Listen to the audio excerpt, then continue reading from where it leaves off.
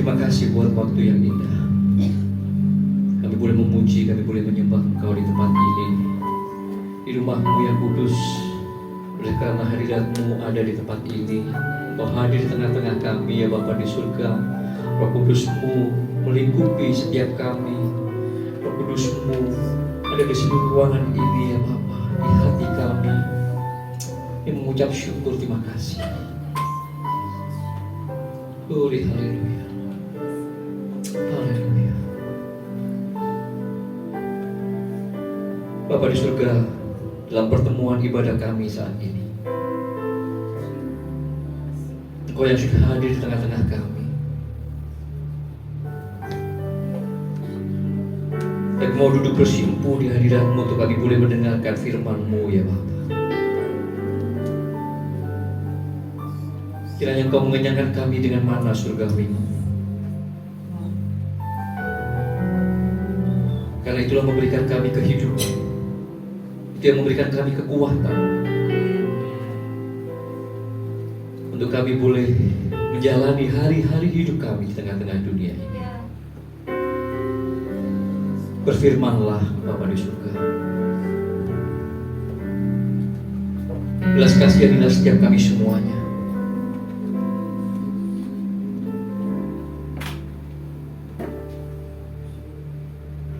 Dan kiranya Roh Kudus menolong setiap kami semuanya saat ini. Pikiran kami, perasaan kami, hati kami, biarlah oleh urapan dan pertolongan Roh Kudus-Mu sungguh-sungguh hanya tertuju kepada firman-Mu, menikmati firman-Mu, dikenyangkan oleh firman-Mu.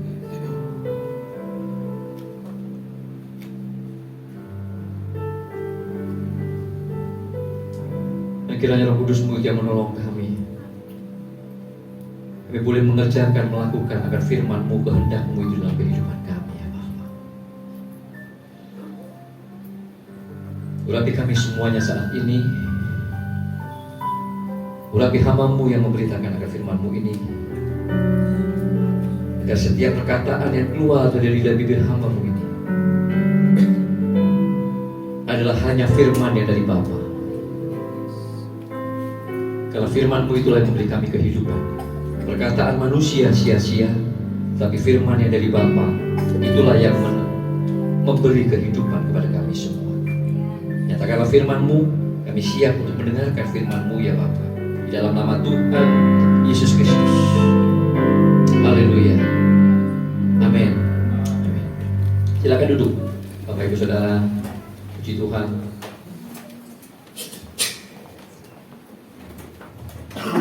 Shalom. Haleluya. Ada yang baru di tengah kita? Enggak ya? Ini temannya. Oh, shalom, shalom. Selamat datang untuk yang baru bergabung, baru kali pertama ini berkebaktian bersama-sama di tempat ini ya Bapak Ibu Saudara. Oke. Hari ini kita akan sama-sama mengambil bagian dalam perjamuan kudus. Tapi sebelum kita masuk dalam perjamuan kudus, saya mau melanjutkan kembali pembahasan firman Tuhan, bagian yang kedua daripada yang minggu lalu sudah kita bahas bersama-sama. Ya, minggu lalu kita berbicara atau kita membahas, merenungkan tentang hidup berkelimpahan di dalam Yesus Kristus. Nah, ini adalah bagian yang kedua. Bagian yang kedua ini adalah jalan hidup berkemuliaan orang percaya, tentu di dalam Yesus Kristus Tuhan. Amin. Di jalan hidup berkemuliaan orang percaya. Nah, Bapak Ibu Saudara, bacaan kita pagi hari ini nggak banyak, terambil dari Filipi 3 ayat yang ke-7 sampai dengan yang ke-9. Filipi 3 ayat yang ke-7 sampai dengan yang ke-9, mungkin bisa ditampilkan oleh multimedia. Puji Tuhan. Nah, ini Filipi 3 ayat yang ke-7 sampai dengan yang ke-9. Dikatakan di sana oleh Rasul Paulus, tetapi apa yang dahulu merupakan keuntungan bagiku, sekarang kuanggap rugi karena Kristus. Ayat 8, malahan segala sesuatu kuanggap rugi karena pengenalan akan Kristus Yesus Tuhanku lebih mulia daripada semuanya. Oleh karena Kristus Yesus Tuhanku itu, aku telah melepaskan semuanya itu dan menganggapnya sampah, supaya aku memperoleh Kristus. Ayat 9, dan berada dalam Dia, dalam Kristus Yesus Tuhan, bukan dengan kebenaranku sendiri karena mentaati hukum Taurat, melainkan dengan kebenaran karena kepercayaan kepada Kristus, yaitu kebenaran yang Allah anugerahkan berdasarkan kepercayaan. Amin. Bapak Ibu Saudara, kalau kita membaca apa yang Rasul Paulus tulis di dalam Filipi 3 ayat 7, 8, bagaimana Rasul Paulus itu kemudian mengatakan, semua yang dulu itu kuanggap rugi. Itu semua itu kerugian bagiku. Bahkan dia katakan semuanya itu sampah setelah aku mengenal Yesus Kristus Tuhan. Nah, tentu muncul sebuah pertanyaan seharusnya dalam benak kita. Loh, Rasul Paulus itu loh, ya, seorang Farisi, melakukan hukum Taurat dengan sangat luar biasa. Kalau dibaca dari ayat 1 sampai dengan ayat 6, disunat pada hari ke-8, ketat menjalankan seluruh hukum Taurat. Bahkan sebagai seorang Farisi, dia kemudian juga menjadi anggota daripada Dewan Sanhedrin yang mulia. Dengan menjadi anggota Dewan Sanhedrin, kehidupannya di tengah-tengah masyarakat bangsa Yahudi pada waktu itu sangat terhormat sekali. Sangat terhormat sekali, ya. Bisa dibilang hidupnya itu secara manusia jasmani tidak berkekurangan, berkelimpahan, punya jabatan, punya kekuasaan, ya, terhormat, uang tidak kurang. Dia bahkan bisa menganiaya jemaat Tuhan Yesus pada waktu itu ketika masih menjadi Saulus dengan membawa surat kuasa.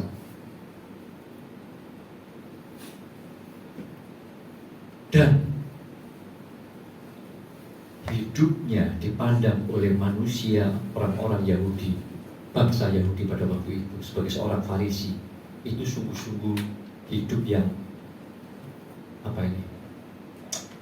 rohaniwan.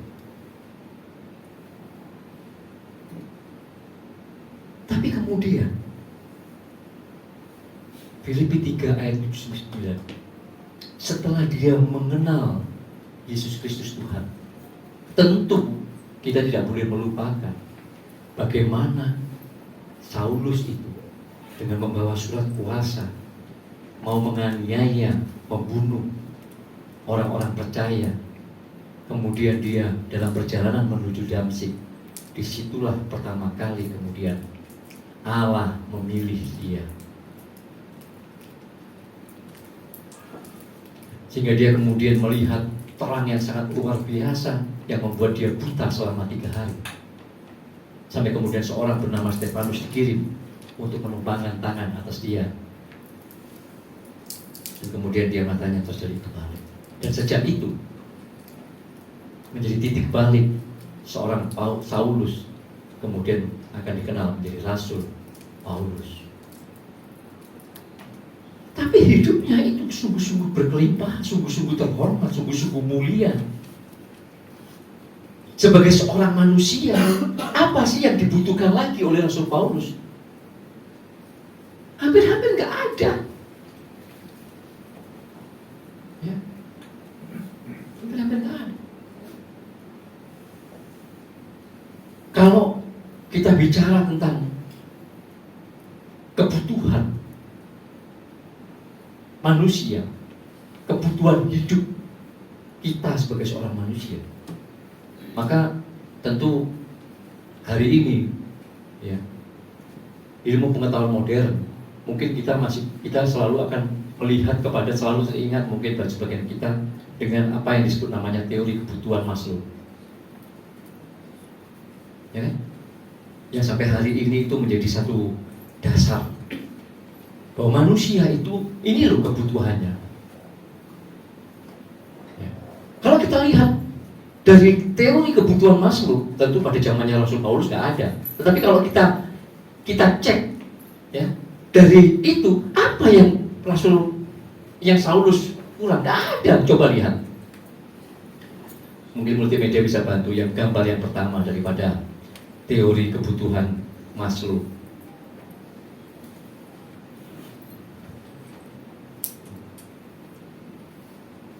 Bisa? Yang pertama, yang sebelum ini, yang satunya. Nah, kalau kita melihat di sana dalam teori kebutuhan Maslow, maka dibagi menjadi 3 besar kebutuhan manusia itu. Kebutuhan bisa dibesarkan, ya, oke, ya. Nah, bisa dibagi menjadi 3 begini. Teori kebutuhan Maslow itu kan kebutuhan manusia. Ada kebutuhan dasar, yaitu kebutuhan fisik dan kebutuhan akan rasa aman. Kebutuhan fisik itu kebutuhan makan, minum, kebutuhan akan kita itu menghirup udara, tentu kalau nggak kita mati gitu ya kan. Terus kemudian pakaian, tempat tinggal, gitu ya, berteduh, mau kontrak mau apa pokoknya di situ kita ada lah untuk tempat berteduh gitu kan. Ya itu kebutuhan dasar. Ditambah dengan rasa aman. Rasa aman itu kemudian kalau sudah kebutuhan dasar ini terpenuhi, ya kebutuhan fisiknya ini terpenuhi, maka kemudian kita naik. Karena dalam teori kebutuhan Maslow itu kan, kalau setiap kebutuhan di atasnya itu setelah kebutuhan di bawahnya terpenuhi, gitu kan? Ya. Kalau makan minum sudah, maka kemudian kita naik, jadi kita butuh rasa aman. Ya. Oke, kita butuh akan rasa aman. Nah itu, terus kemudian naik lagi. Kebutuhan akan jiwanya, kebutuhan akan apa namanya, kasih sayang, memiliki lah, ya, dihargai, itu kebutuhan akan dihargai, itu kebutuhan psikologis setiap kita. Kita ingin diterima, kita ingin juga berbagi kasih sayang, kita bisa memiliki dan dimiliki, kita juga butuh dihargai, itu kan. Dan kemudian kalau ini juga sudah, kemudian kita bisa aktualisasi diri. Kebutuhan teori kebutuhan Maslow itu awalnya begini. Ya inilah kebutuhan kita manusia. Dan celakanya juga Bapak Ibu Saudara, setiap kali kita naik dari kebutuhan fisik, misalnya makan minum, rasa aman sudah. Begitu kita naik lagi, naik di atasnya, maka kebutuhan makan minum yang menjadi kebutuhan dasar kita itu bukan cuma kebutuhan supaya kita kenyang. Enggak. Ikut naik juga. Bagaimana aku bisa makan minum kemudian juga aku dapat penghargaan, dihargai orang. Beda kan makan nasi ayam goreng di warung dengan ayam gorengnya McD atau Kentucky. Apa yang membedakan? Sama-sama ayam gorengnya. Rasanya bahkan mungkin lebih enak yang di warung. Tapi kalau kita di McD atau kita di Kentucky, rasa lebih berharga. Benar? Jadi ini kebutuhan ini akan naik. Rasa aman sama juga akan naik. Kalau rasa aman itu awalnya, ya aku punya uang, aku punya tabungan. Tapi rasa aman itu kan seiring kemudian meningkat. Ketika aku mau dipandang dong. Kalau aku mau dipandang, ya uangku harus lebih banyak, depositoku harus lebih gede, mobilku harus lebih bagus. Gak cuma sekedar alat transport. Nggak ada selesainya ini, naik terus ke atas sampai kemudian orang itu bisa mengaktualisasikan dirinya dengan berbagai-bagai hal, dari mulai yang dasar makan minum sampai yang barang-barang yang lain, yang branded. Semuanya itu kemudian terbungkus dalam mau mengaktualisasikan diri. Loh, padahal tas itu ya sama fungsinya. Betul kan? Tapi ya beda loh. Antara tas yang cepet jin dengan tas yang caktiau ya beda. Loh, meskipun fungsinya sama. Ya. Nah. Kemudian teori Maslow ini kemudian berkembang, ditambahkan di sini. Ada sesuatu yang perlu kita tahu. Gambar berikutnya. Ini awalnya begini teori Maslow. Ini sedikit kita kesini sebelum nanti kita balik lagi. Yang gambar yang kedua. Nah, kemudian teori Maslow ini diekspan. Tidak lagi menjadi 5, tetapi ada 8 yang ditambahkan di situ. Nah, apa itu? Bukan cuma sekedar kasih sayang dan kemudian memiliki, tetapi juga esteem. Kemudian juga kognitif. Kemudian juga keindahan. Esteem sudah tadi, harga diri. Kognitif, estetik, transenden. Itu yang ditambahkan. Ternyata dalam kebutuhan manusia itu juga butuh akan belajar, pengetahuan, kognitif. Manusia juga ternyata butuh tentang keindahan. Makanya kenapa pakai tas meskipun fungsinya sama, cepet jing, tapi milih yang caktiau lebih indah. Selain juga tadi harga dirinya naik, gitu ya. Kebutuhan dihargai, waduh, gitu dipandang beda, gitu ya. Tapi juga ini lebih indah. Ini terbuat dari kulit rusa, misalnya begitu. Kalau yang itu terbuat dari nggak tahu kulit apa, gitu kan, kulit kerbau, gitu. Ya, beda. Nah, dan yang paling puncak, ternyata manusia itu juga butuh yang transenden. Manusia butuh pengetahuan, manusia butuh keindahan, manusia juga butuh sesuatu yang transenden. Ketika dia kemudian mengaktualisasi dirinya, manusia sadar ada sesuatu yang di luar saya, yang lebih, yang tidak kelihatan, yang disebut dengan spiritualitas atau kerohanian. Nah, ini loh. Jadi sebenarnya kalau kita sekarang melihat daripada teori Maslow ini, apa yang dialami oleh Rasul Paulus sudah memenuhi semuanya ini, Bapak Ibu Saudara. Sebagai seorang Farisi, sebagai seorang anggota Sanhedrin, apa yang dia tidak punya? Pengetahuan akan hukum Taurat luar biasa. Kehidupan spiritual, melakukan semua hukum-hukum Taurat itu, waduh, luar biasa. Semuanya, 8-8-nya dia sudah seolah-olah semuanya itu sudah ada dalam dirinya. Tapi ternyata dalam Filipi 3 ayat 7 ayat 8 tadi itu yang kita baca tadi,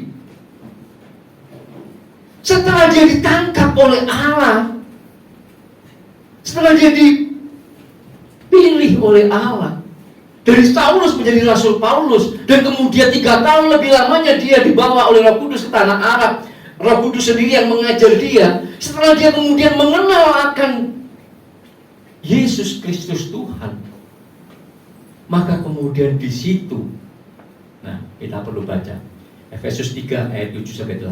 Surat Efesus ini juga ditulis oleh Rasul Paulus. Efesus 3, 7, 8. Tadi Filipi 3, 7, 8. Efesus 3 ayatnya yang ke-7 dan ke-8. Ada satu kata yang menarik di sini. Dari Injil itu aku telah menjadi pelayannya menurut pemberian kasih karunia Allah yang dianugerahkan kepadaku sesuai dengan pengerjaan kuasanya. Ayat 8. Kepadaku yang paling hina di antara segala orang kudus telah dianugerahkan kasih karunia ini untuk memberitakan kepada orang-orang bukan Yahudi kekayaan Kristus yang tidak terduga. Saya mau menggarisbawahi kalimat ini loh, yang dipakai oleh Rasul Paulus. Kekayaan Kristus yang tidak terduga. Ternyata dia menemukan Dalam pengenalannya akan Yesus Kristus itu ada kekayaan Kristus yang sangat tidak terduga, yang kemudian di dalam Efesus 4 dia katakan kepada jemaat bahwa aku berdoa supaya kamu beroleh hikmat dan wahyu untuk mengenal betapa mulianya, betapa kayanya, betapa luar biasanya kemuliaan di dalam Tuhan Yesus Kristus itu. Ini pengenalan yang dia temukan itu membuat akhirnya dia berkata, semuanya yang dulu itu menjadi sebuah kerugian bagiku. Semuanya itu bagiku sekarang adalah sampah. Kita akan lihat satu-satu, ya, supaya kita tahu apa pengenalan ini. Gak cuma sekedar pengenalan, Bapak Ibu Saudara. Pengenalan di sini menggunakan kata Yunani ginosko. Dalam bahasa Ibrani menggunakan kata yada. Bukan cuma sekedar pengenalan secara kognitif, pengetahuan. Ini penting, kita mesti mengenal, punya, mengerti kebenaran itu yang benar. Kalau pengenalan kita, pengetahuan kita salah, ya tentu sudah salah.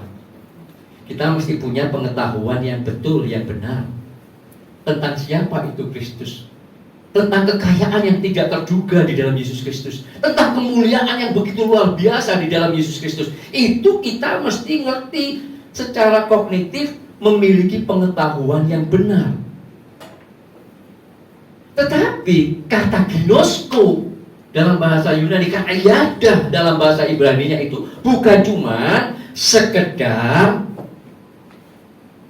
pengenalan secara akal, tetapi di situ pengenalan juga secara pengalaman pribadi.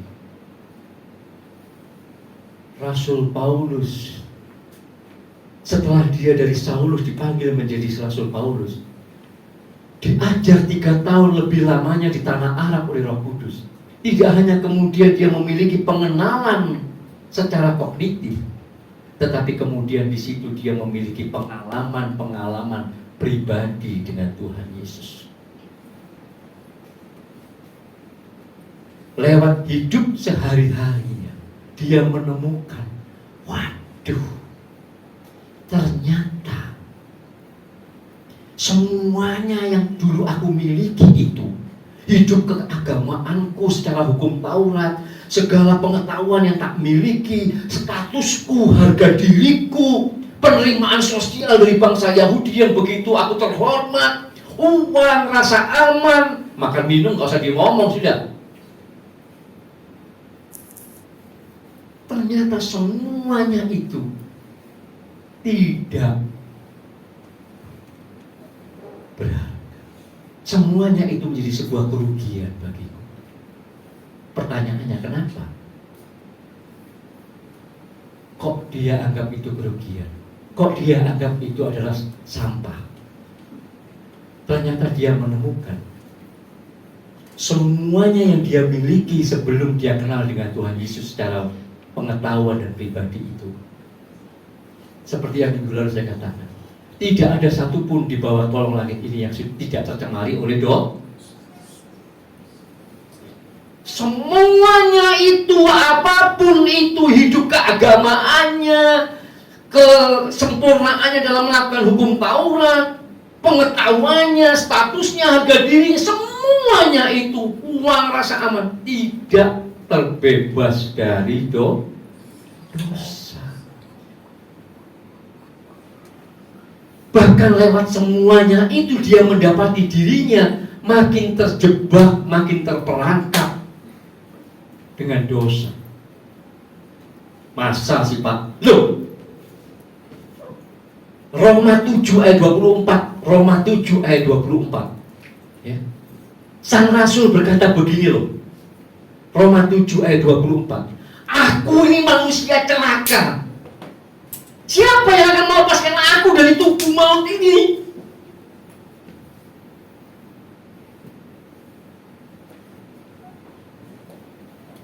Pengenalannya akan Tuhan Yesus Kristus membuat seluruh hal yang dia miliki di masa nothing. membuat dia tahu semuanya sudah tercemari oleh dosa, bahkan membuat aku jadi terperangkap lebih dalam dengan dosa yang kemudian akan membawa kepada kematian kekal. Bagaimana dia tidak terperangkap merasa, karena di sana dia menemukan kesombongan dirinya dalam status harga diri, jabatan, uang yang dia miliki, rasa aman, hukum Taurat yang dia lakukan, pengetahuan yang dia miliki. Di situ dia menemukan semuanya itu ternyata kebenaran menurut diri.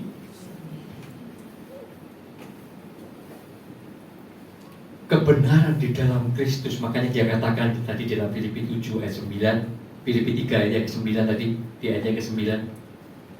Makanya dia berkata begini kan, dalam ayat yang ke-9. Berada di dalam dia bukan lagi dengan kebenaranku sendiri, karena aku mentaati hukum Taurat, melainkan kebenaran karena percaya, karena imanku kepada Kristus. Kebenaran yang Allah anugerahkan berdasarkan iman percayaku kepada Yesus Kristus Tuhan. Bicara tentang iman ini tentu membutuhkan satu sesi sendiri. Kita juga mesti mengerti dengan benar itu apa itu iman. Kemudian apa itu kemudian iman itu bisa menghasilkan perbuatan. Bukan perbuatan-perbuatan yang membuat kita benar, tetapi iman itulah kita dibenarkan. Tetapi iman yang benar itu pasti nanti akan menghasilkan perbuatan-perbuatan. Tidak mungkin iman yang benar tidak menghasilkan apa-apa. Yakobus berkata, iman tanpa perbuatan adalah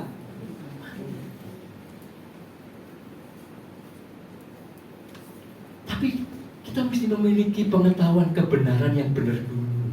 Setelah itu kita juga memiliki pengalaman-pengalaman bersama Kristus yang intim, pengalaman-pengalaman pribadi, pengenalan, ginosko, yada, seperti suami istri. Tentu saya nggak cuma tahu istri saya itu sekedar pengetahuan. Demikian juga Bapak Ibu Saudara suami istri. Nggak mungkin cuma kita tahu istri kita, suami kita itu secara pengetahuan. Tetapi kita juga memiliki keintiman, kita tahu. Kita memiliki pengalaman-pengalaman pribadi. Bersama Kristus, kita tidak boleh cuma sekedar pengetahuan. Tetapi kita harus memiliki keintiman dalam pengalaman-pengalaman pribadi. Itu loh yang kemudian akan membuat kita mengerti, kalau gitu semuanya itu rugi. Nah, menariknya Bapak Ibu Saudara, kata rugi yang digunakan di dalam ayat ini, dalam Filipi 3 ayat 7 tadi, ayat 8 tadi itu sebenarnya hanya 2 kali dipakai di dalam Alkitab oleh Rasul Paulus. Yang satu di Kisah Para Rasul yang ditulis oleh Lukas. Di Kisah Para Rasul ada kata yang sama, rugi, seperti persis dengan yang ditulis oleh Rasul Paulus. Itu menjadi kerugian bagiku sekarang. Apa itu? Yaitu ketika Rasul Paulus dalam perjalanan menuju ke Roma, dalam pelayanan menuju ke Roma, ketika dia mau naik banding kepada Kaisar atas kasusnya dia, maka dalam pelayanan itu kapal itu kemudian dihantam badai. Rasul Paulus sudah ngomong, dah kepada kapten kapal, kita berhenti di sini dulu dan jangan berlayar, kayaknya bahaya. Tapi perkataan Rasul Paulus tidak didengar karena kapten kapal dan seluruh awak kapal yang jauh lebih jago secara pengetahuan tentang pelayaran. Ya kamu siapa ngomong begitu? Kami loh memang orang-orang pelaut. Lah kalau kamu ngomong begini, kamu siapa? Maka perkataan Rasul Paulus tidak didengarin. Kapal tetap berlayar ke Roma. Kemudian dihantam badai. Dan ketika dihantam badai itu, terombang-ambing di tengah-tengah badai itu, maka kemudian persis seperti apa yang Rasul Paulus katakan, mulailah kemudian awak kapal itu membuang muatan ke laut supaya kapal menjadi lebih ringan, supaya kapal lebih naik ke atas, supaya badai tidak terlalu menghantam kapal. Maka kata membuang muatan kapal itu menjadi kerugian di sana dalam Kisah Rasul 27. Persis sama digunakan di sini. Bapak Ibu Saudara, dalam pelayanan hidup kita di tengah-tengah dunia ini, betapa sering kita nggak sadar, betapa kita kemudian tetap saja nggak mau membuang muatan, meskipun kita tahu itu berbahaya. Kita masih mau terus berlayar dengan segala muatan yang kita miliki. Tapi Rasul Paulus ini mengajar kepada kita, itu semua menjadi kerugian, mesti tak buang. Karena itu bisa membuat pelayaranku gagal. Pelayanan hidup saudara dan saya bisa gagal karena kita kelebihanmu di tengah-tengah badai kehidupan yang seringkali menghantam.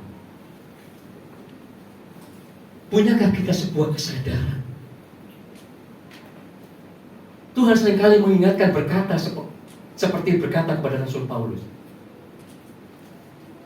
Tapi kemudian kita tetap jalan dengan kehendak kita menghadapi sesuatu. Tapi kita tetap mau memiliki sendiri semuanya itu, harta, kekayaan, apapun kita nggak mau. Karena kita nggak mau dianggap rugi. Padahal Rasulullah, lo di dalam Kristus Yesus lo, kamu akan menerima hidup berkemuliaan. Semuanya mestinya kamu anggap rugi. Bahkan tidak cuma rugi, dikatakan di sana, semuanya itu sekarang aku anggap sampah, skubawa dalam bahasa Yunani. Apa itu? Sisa-sisa makanan yang kemudian dilemparkan ke anjing. Bahkan akan ada teolog-teolog memberikan pengertian itu sebagai kotoran. Tapi sebenarnya itu adalah sisa-sisa makanan, sisa-sisa yang sudah nggak layak untuk dimakan lagi, yang dikasihkan ke binatang. Bukankah minggu lalu saya katakan bahwa hidup di tengah-tengah dunia ini yang sudah di bawah kutuk dosa ini adalah hidup yang miskin, hidup yang berkekurangan.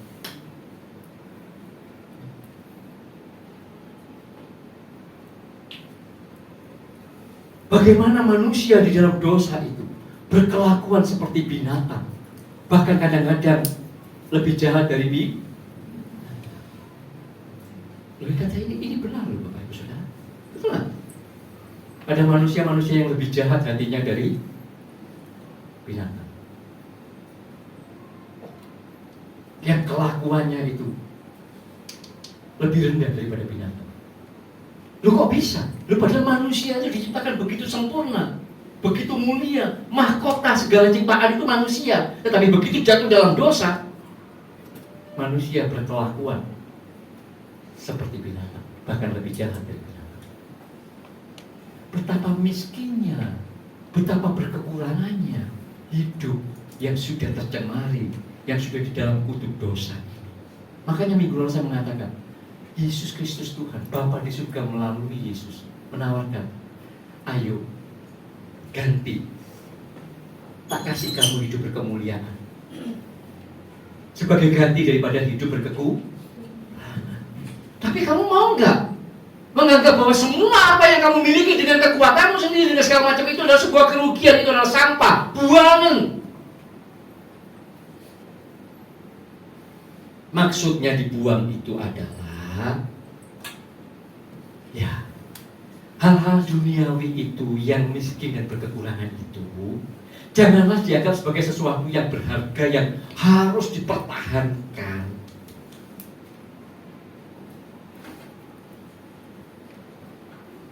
Ya. Karena yang harus dipertahankan itu adalah sebenarnya hidup yang berkemuliaan yang Tuhan Yesus berikan. Supaya kita bisa memiliki itu yang sudah kita terima dengan iman itu yang layak untuk kita pertahankan dalam kehidupan yang dipimpin oleh Roh Kudus. Bukankah Tuhan Yesus berkata, banyak yang dipanggil, sedikit yang dipilih, lebih sedikit lagi yang setia sampai akhir. Main-main dong. Tuhan Yesus juga berkata, berjuanglah untuk bisa masuk dalam pintu yang sempit itu.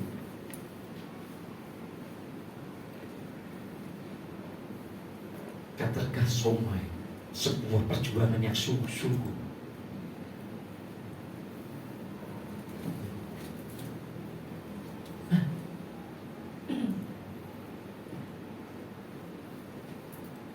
Jadi ketika Allah itu menganugerahkan kepada kita hidup berkemuliaan di dalam Yesus Kristus, dan kemudian kita menerimanya dengan iman, maka di situ kemudian kita mulai berproses. Ini loh yang berharga, ini loh yang layak tak pertahankan, sampai kapanpun harus tak pertahankan.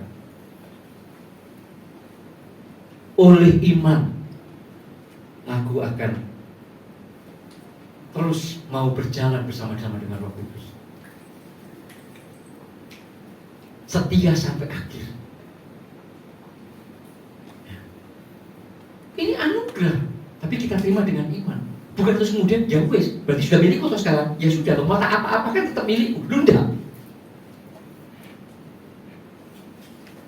Kalau kita ternyata dalam perjalanan itu tidak mau membuang muatan kita yang lama, tidak mau menganggap itu rugi, tidak mau menganggap itu sampah, kita masih mau terus bawa semuanya, nggak bisa.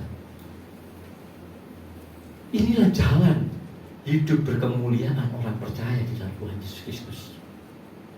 Maka di sini kemudian kita mesti melihat ada dua hal besar yang bisa menghalangi atau bahkan bisa menggagalkan kita untuk kita bisa memiliki hidup berkemuliaan di dalam Yesus Kristus ini.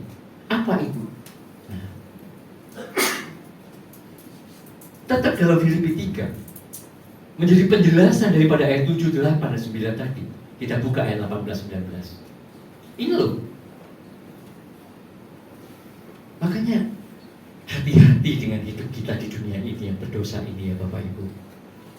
Lihat apa yang dikatakan oleh Rasul Paulus di dalam Filipi 3 ayat 18-19. Karena seperti yang telah kelak kali kukatakan kepadamu dan yang kunyatakan pula sekarang sambil menangis, banyak orang percaya, banyak orang Kristen, banyak orang yang mengaku percaya kepada Tuhan Yesus Kristus, mereka hidup sebagai seteru salib Kristus. Apa itu menjadi seteru, hidup menjadi seteru salib Kristus? Ayat 19 dijelaskan sendiri oleh Alkitab. Bagaimana sih hidup yang sebagai seteru salib Kristus itu? Kesudahan mereka ialah kebinasaan, Tuhan mereka ialah apa? Perut mereka, kemuliaan mereka ialah aib mereka, pikiran mereka semata-mata tertuju kepada perkara-perkara duniawi. Itu loh seteru salib Kristus. Sebuah sikap, cara berpikir, menomorsatukan, mengutamakan kebutuhan-kebutuhan duniawi dengan segala kemuliaannya, melebihi dari kebutuhan kita akan kemuliaan surgawi yang Tuhan Yesus berikan.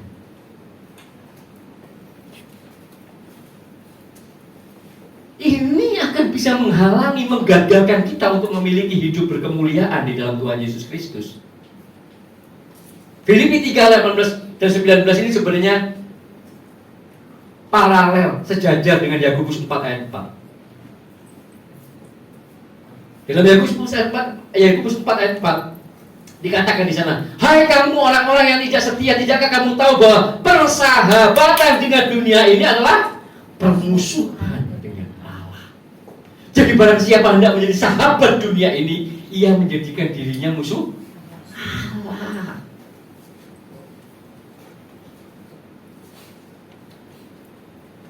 Maka mestinya dengan pengetahuan kebenaran yang kita sudah tahu bahwa dunia ini sudah jatuh dalam dosa, di bawah kutuk dosa.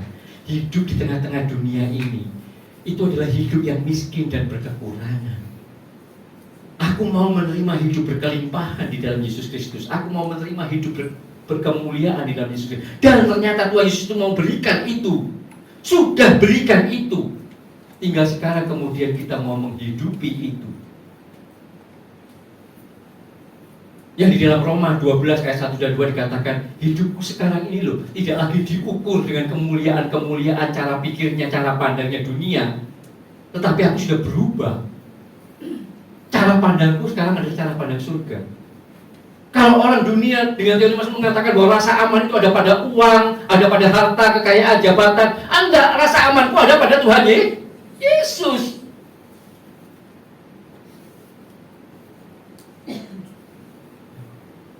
Penerimaanku, bukan aku tidak butuh untuk kemudian aku bersikap maunya dengan orang lain sehingga nggak apa-apa lah orang lain mau terima tidak terima terserah, aku mau diterima sama Tuhan. Enggak.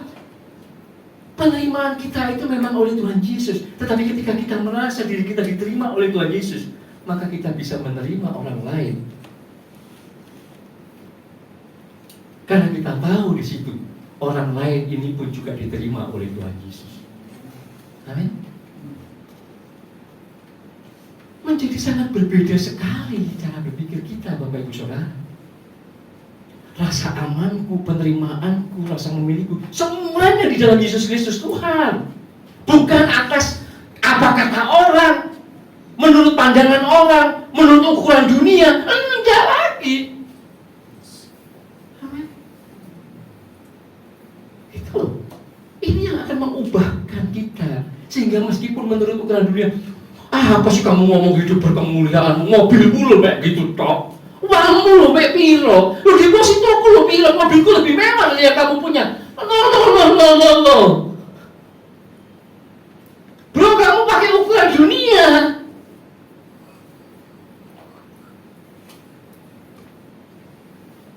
Karena aku ketika hidup dalam berkemuliaan dalam Yesus Kristus, aku hidup dalam kerajaan surga, maka yang kuterima adalah damai sejahtera, sukacita oleh Roh Kudus, dan hidup dalam kebenaran. Kamu boleh naik mobil mewah, kamu boleh punya deposito. Tanya saya, apakah kamu punya kedamaian, sukacita oleh Roh Kudus?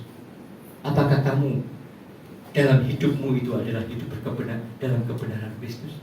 Kamu sedang melangkah satu langkah demi satu langkah dalam hidupmu itu untuk masuk dalam kemuliaan itu, atau kamu sedang dalam ketakutan ketika kamu masuk, aku nanti jadi apa di dalam lubang 1x2 itu?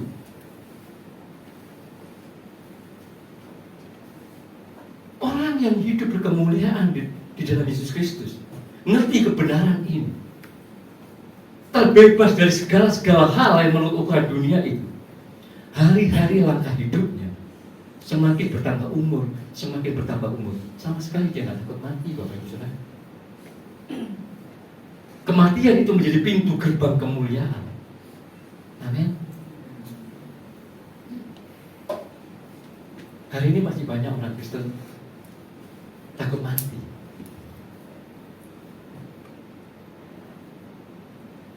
Dengan kita ngerti kebenaran ini, kita jadi tahu hidup berkemuliaan di dalam Tuhan Yesus itu tidak diukur dengan kemewahan, dengan kebutuhan teori Maslow menurut ukuran dunia tadi itu. Bukan. Karena hidup kita tersembunyi di dalam Kristus.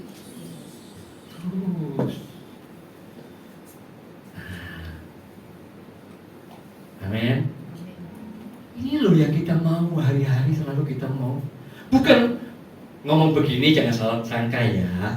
Bukan kemudian kita tidak bekerja, tidak bertanggung jawab. No. Justru ketika kita tahu kebenaran-kebenaran ini, setiap kali kita melakukan sesuatu, kita selalu takut akan Tuhan. Aku mau melakukan yang terbaik untuk Tuhan. Firman Tuhan berkata begitu kan. Kalau kita misalnya jadi karyawan, kamu mengerjakan sesuatu bukan karena kamu takut sama bosmu, kamu mengerjakan itu karena kamu takut Tuhan.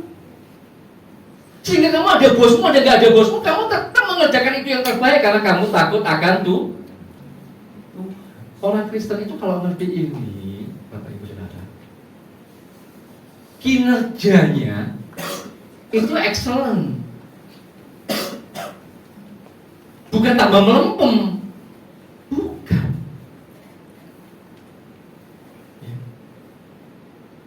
Tapi karena dunia itu orang sudah pengaruh cara berpikir dunia itu yang namanya excellent itu ya, kamu kerja dapat hasil banyak, uangmu melimpah, kamu berhasil, bisnismu berkembang luar biasa, itu excellent.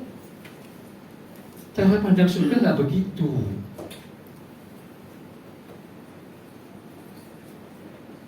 Kita kerjakan yang terbaik untuk Tuhan. Kita terima upah dari Tuhan. Upah yang dari Tuhan itu belum tentu menurut ukuran dunia banyak. Enggak, belum tentu. Sekarang saya mau tanya, kita mengerjakan sesuatu untuk Tuhan, kemudian Tuhan berikan kepada kita berkat, katakanlah segini. Dengan kita bekerja untuk dunia dengan diri sendiri, kekuatan diri kita dapat berkat segini. Pilih mana? Saya pilih bekerja untuk Tuhan, tapi dapat berkat segini, Pak.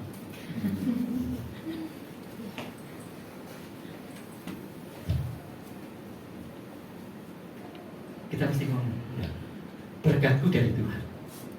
Tuhan tahu berkat yang terbaik bagiku, yang tidak menggagalkan aku untuk hidup berkemuliaan di dalam Kristus Yesus. Amin. Itu loh. Karena Tuhan gak mau kita gagal untuk menerima hidup berkemuliaan di dalam Dia. Bukan Dia gak mau memberkati kita segini, enggak. Kalau memang kita bisa dipercaya untuk kita diberkati segini, dan kemudian kalau orang bisa dipercaya ya untuk terima berkat Tuhan yang segini, dia pasti tahu. Dia akan selalu tanya, Tuhan, kok kenapa kamu memberkati aku segini? Untuk apa Tuhan? Dia akan tanya. Orang yang nggak ngerti, yang nggak siap, dia nggak tanya. Diberkati segini, puji Tuhan, terima kasih. Memang Tuhan itu membuat aku berlimpah-limpah. Wah, tak belikan mobil, tak belikan ini, tak belikan itu, deposito untuk ini dan segala macam. Dia nggak akan tanya, kenapa ya Tuhan kok engkau memberkati aku segini? Nggak tanya dia. Itu makanya nggak siap orang itu. Maka yang begini ini akan menghalangi, bahkan menggagalkan orang tersebut untuk menerima kemuliaan, hidup berkemuliaan di dalam Tuhan.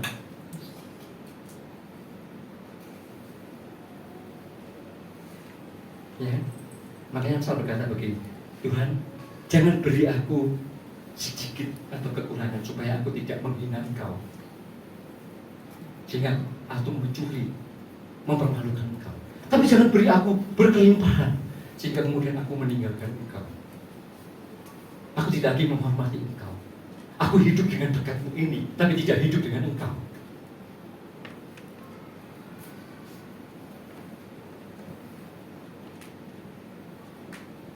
Di sini di tempat ini, Bapak Ibu Saudara, ayo kita sama-sama belajar.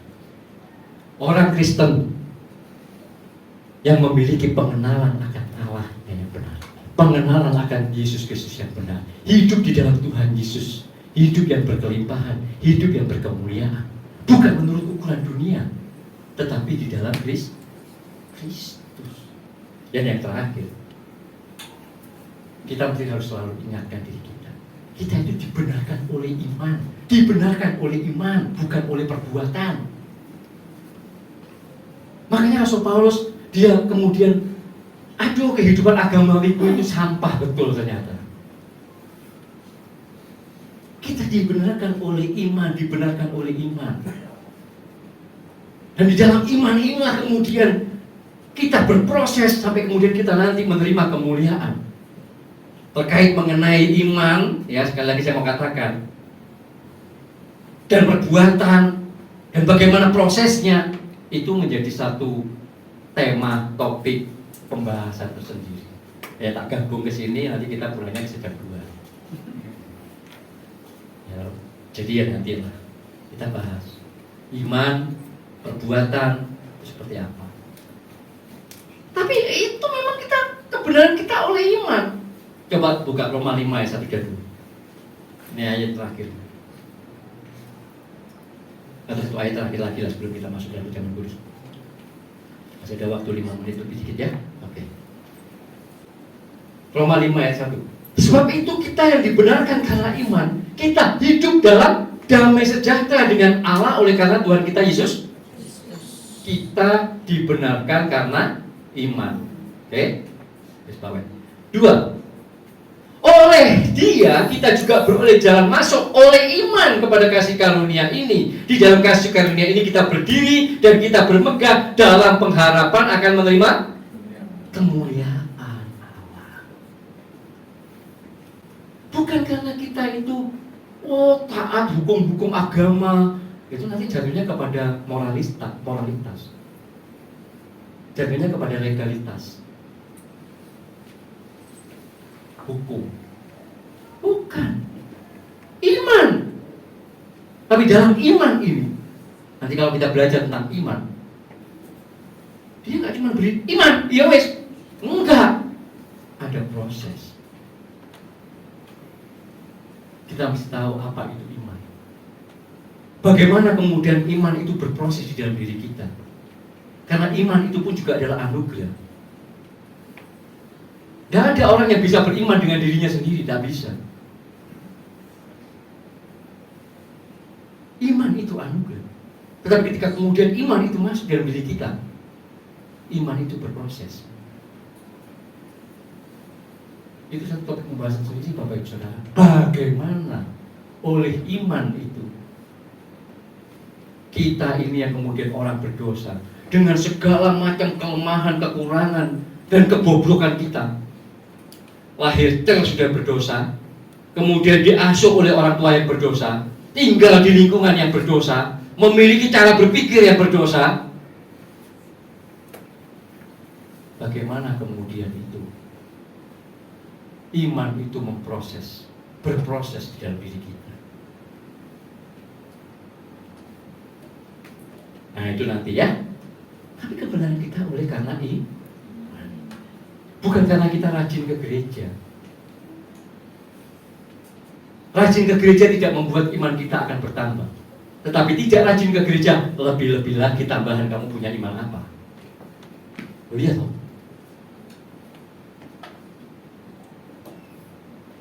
Ya. Nah, ini mesti kita tahu. Ayat yang terakhir, Filipi 3 ayat 20-21. Ini ayat yang sungguh-sungguh terakhir sudah. Filipi 3 ayat 20-21. Jadi sebenarnya pembahasan Filipi 3 ya. Kita membedah Filipi 3 20-21. Ayat 20 dikatakan Filipi 3, karena kewargaan kita adalah di dalam surga, dan dari situ juga kita menantikan Tuhan Yesus Kristus sebagai juru selamat. 21, yang akan mengubah tubuh kita yang hina ini, tubuh kita yang miskin ini, hidup kita yang berkekurangan di dalam dunia karena dosa ini, sehingga serupa dengan tubuhnya yang mulia menurut kuasanya yang dapat menaklukkan segala sesuatu kepada di akhirnya. Kita harus selalu menyadari, harus selalu terus-menerus mengingatkan diri kita bahwa kewargaan kita itu ada di dalam surga. Kita ini adalah warga negara kerajaan surga, bukan warga dunia. Tuhan Yesus berkata, aku dari atas. Ketika dia katakan kepada Farisi, kamu dari bawah. Kita yang sudah di dalam Tuhan Yesus Kristus, kita pun kemudian ada di dalam dari A. Bukankah kita sebentar lagi akan makan tubuhnya dan minum darahnya? Hidup kita tersembunyi di dalam Kristus. Jadi kita ini memang dari atas, di dalam Kristus Yesus. Kita nggak bisa naik sendiri dengan usaha kita untuk ke atas. Anda, karena Tuhan Yesus berkata, aku dari atas, maka ketika kita ini ada di dalam Dia yang dari atas, maka kita pun mengambil bagian menjadi orang-orang yang dari atas. Oleh iman, sehingga bisa mengatakan kewargaanku bukan dari dunia ini, aku warga negara kerajaan surga. Orang-orang yang dari bawah, orang-orang warga dunia ini hidup berkekurangan, miskin karena kutuk dosa. Tetapi orang-orang yang dari atas, yang sudah dipilih oleh Allah di dalam Yesus Kristus, itu adalah hidup berkelimpahan, suatu hidup berkemuliaan di dalam kerajaan surga. Karena apa? Karena mengenakan tubuh yang serupa dengan tubuh Tuhan Yesus, tubuh kemuliaan.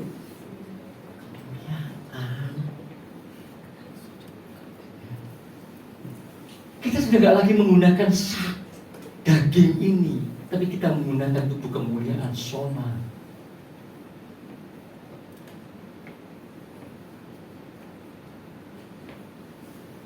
Amin. Ya. Maka kalau kemudian sebentar lagi kita makan tubuh Tuhan dan minum darah Tuhan, Setiap kali kita mengambil bagian dalam perjamuan kudus, makan tubuh Tuhan, minum darah Tuhan, maka kita mesti selalu mau mengingatkan diri kita, aku ini hidupku sudah di dalam Tuhan Yesus Kristus. Aku ini warga kerajaan surga, bukan warga dunia. Maka seperti Tuhan Yesus Kristus, Dialah sang mana surgawi yang turun dari surga itu, dikatakan dalam Yohanes 6. Bagaimana kemudian Dia rela mengosongkan dirinya, turun ke dunia, dan kemudian Dia rela mati memberikan nyawanya bagi kita di atas kayu salib. Maka setiap kali kita makan tubuh Tuhan, minum darah Tuhan, kita sebagai pengikut-pengikut Kristus, orang-orang yang telah dipilih oleh Allah untuk menerima anugerah hidup berkemuliaan di dalam Yesus Kristus, maka dengan iman, nah ini penting, dengan iman kita bersedia memberi diri, hidup dalam tuntunan kuasa Roh Kudus, untuk kita semakin hari semakin memiliki sebuah sikap hati, cara berpikir seperti Tuhan Yesus ketika Ia selama hidupnya di dunia ini, yaitu apa? Rela mengosongkan hidup di dunia ini seperti pelayanan tadi dan sangat berbahaya. Kita harus memperlengkapi diri dengan sikap dan cara berpikir rela mengosongkan diri. Yang penting, yang perlu, yang tak harus aku miliki dalam hidupku adalah hidup berkemuliaan di dalam Yesus Kristus. Itu harus tetap ada. Yang lainnya boleh lewat. Kita kumpulkan ada banyak harta, ketika kemudian kita sakit, membutuhkan pengobatan yang begitu luar biasa banyak, harta kita juga ada. Oh enggak Pak, aku di cover oleh asuransi. Oke. Masih ada begitu banyak musibah-musibah yang membuat harta kita ludes. Amin.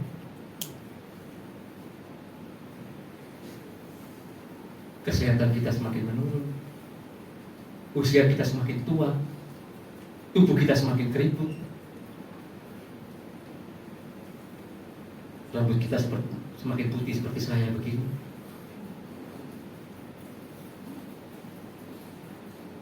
Yang jelas dunia ini akan lenyap dengan segala keinginannya, kata 1 Yohanes 2. Tetapi orang-orang yang ada di dalam Tuhan Yesus Kristus, yang melakukan kehendak Allah, akan hidup kekal selama-lamanya. Amin. Mari lalu pada TPAW kita akan masuk dalam perjamuan kudus.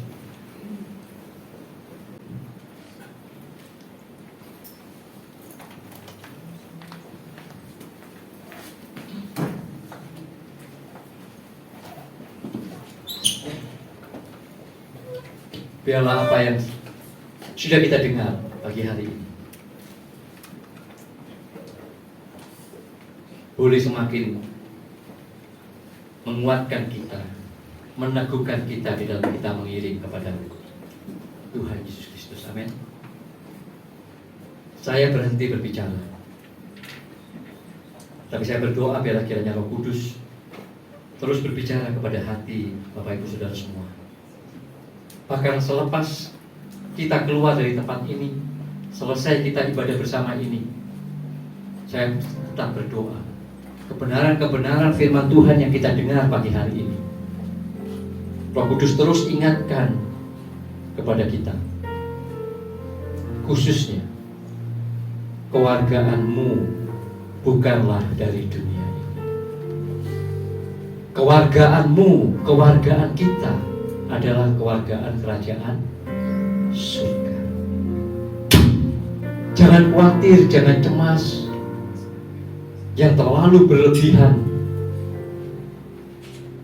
Kalau kita kehilangan hal-hal yang miskin dan sudah terkutuk dosa, apakah itu tubuh kita yang semakin keriput? Apakah itu mungkin harta kekayaan, jabatan, dan kemuliaan-kemuliaan duniawi yang lain? Gak usah terlalu khawatir. Asalkan satu yang kita tidak pernah hilang dalam hidup kita, kemuliaan di dalam Yesus Kristus. Amin. Kalau ini terus senantiasa kita mau jagai dengan iman di dalam kuat kuasa Roh Kudus dalam hari-hari hidup kita, percayalah, hidup kita akan baik-baik saja. Hari demi hari, dengan berbagai apapun tantangan, rintangan, dan apapun juga, hidup kita ada di dalam tangan Tuhan. Kita akan tetap baik-baik saja. Amin. Kita akan dimampukan untuk melewati hari-hari itu sampai tiba harinya Tuhan memanggil kita pulang. Haleluya. Amin. Mari kita siapkan hati, kita introspeksi, kita renungkan firman Tuhan sambil kita nyanyikan lagu ini. Kita akan masuk dalam perjamuan kudus Tuhan. Segalanya bagiku, Tuhan dan Rajaku, kasih sayang-Mu melimpah di dalam hidupku. Salib-Mu tebusku, bebaskanku, sembuhkan aku. Ku percaya mujizat-Mu, ku alami sekarang. Mari kita bagi berdiri, kita nyanyikan lagu ini. Kita mau mengambil tubuh dan darah Tuhan dalam perjamuan kudus pada pagi hari ini. Sayang-Mu melimpah di dalam hidupku. Salib-Mu tebusku, bebaskanku, sembuhkan aku. Ku percaya mujizat-Mu, alami sekarang ini.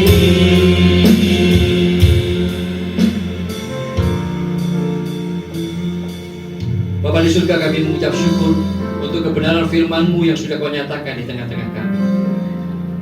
Engkau sudah mengenyangkan kami dengan kebenaran-kebenaran firman-Mu dengan mana surgawi-Mu, ya. Kami mengucap syukur, bahkan sungguh-sungguh kami lebih-lebih mengucap syukur lagi. Oleh karena saat ini Engkau melayakkan kami semuanya untuk makan tubuh Tuhan dan minum darah Tuhan di dalam perjamuan kudus. Di hadapan kami saat ini ada roti dan anggur biasa.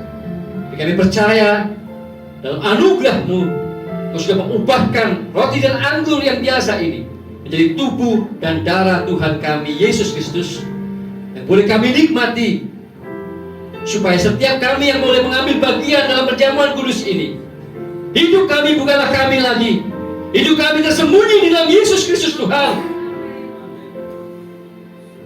Oleh karena tubuh dan darah Tuhan Yesus Kristus ada di dalam kami, dan kami sungguh-sungguh hidup hanya oleh Tuhan Yesus Kristus. Terima kasih Bapa di surga, kami mengucap syukur Engkau sudah melayakkan kami semua untuk mengambil roti dan anggur, tubuh dan darah Tuhan Yesus Kristus. Haleluya. Amin. Mari kita mengangkat tangan kita, kita mengucap syukur. Ya,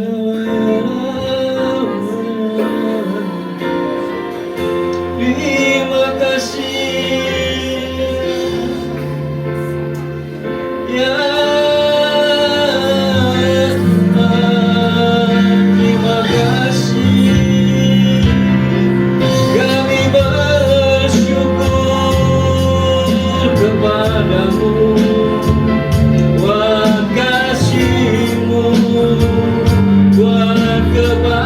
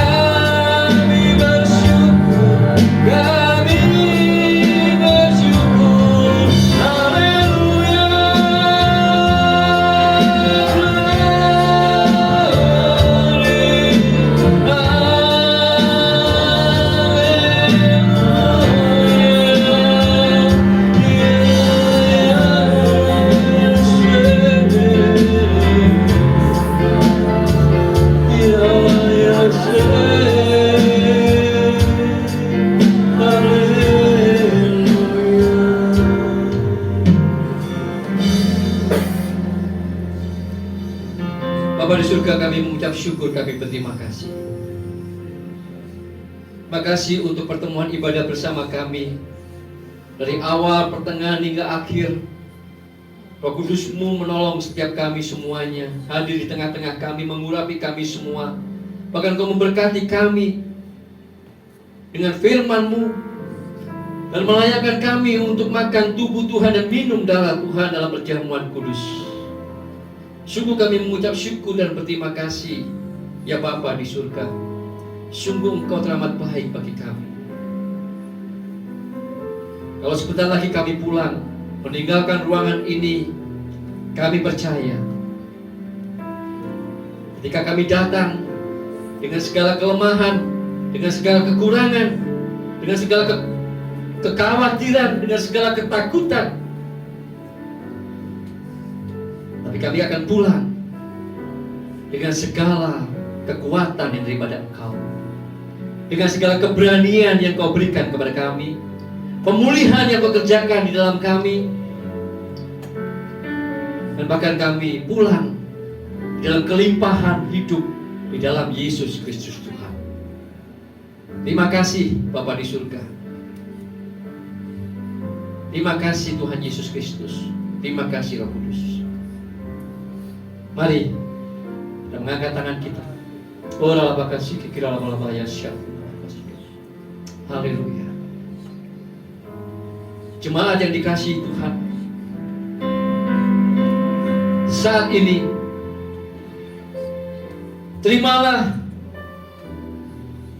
anugerah yang terbaik, berkat yang terbaik dari surga, dari Bapa kita di surga, turun dalam kehidupan rumah tanggamu, dalam pekerjaanmu, dalam segala sesuatu yang dikerjakan oleh tanganmu, senantiasa akan disertai oleh berkat-berkat anugerah dari Bapa di surga.